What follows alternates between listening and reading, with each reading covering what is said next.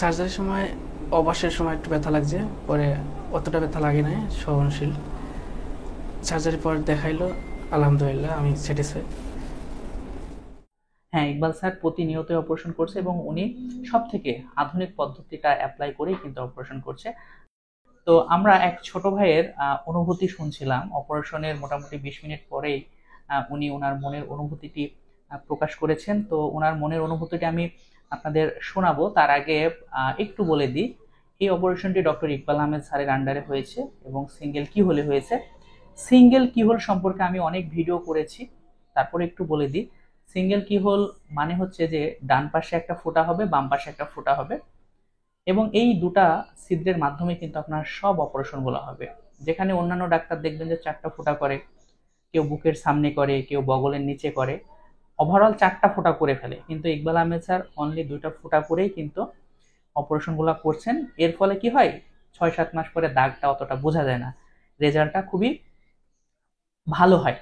আমি একটা কমেন্ট পেয়েছিলাম, কমেন্টে বলেছিলেন যে ইকবাল আহমেদ স্যার কি গ্যানোকমিক্স অপারেশন করেন, আমরা ভিডিও কম পাই। তো ব্যাপারটা এরকম না, গাইনোকমিক্স অপারেশনের ভিডিও ইকবাল স্যার অনেক দিয়েছেন এবং গাইনোকমিক্স অপারেশন প্রতিনিয়তই হচ্ছে। তো গাইনোকমিক্সের পাশাপাশি অন্যান্য যে কেসগুলো ডক্টর ইকবাল আহমেদ স্যার করে, চোখের, নাকের, পেটের, নিতম্বের, হ্যাঁ, তো এই অপারেশনগুলোর ভিডিওর দিকে স্যার একটু বেশি ফোকাস দিচ্ছেন। এই জন্য গাইনোকমিক্স অপারেশনের ভিডিওগুলো উনি করছেন না। এর মানে এই না যে স্যার অপারেশন করছেন না, ঠিক আছে।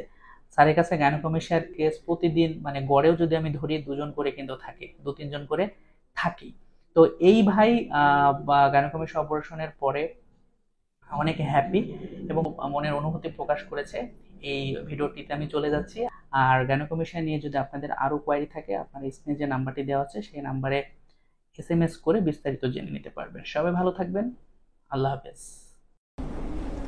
সার্জারির সময় অবশ্যের সময় একটু ব্যথা লাগছে, পরে অতটা ব্যথা লাগে নাই, সহনশীল।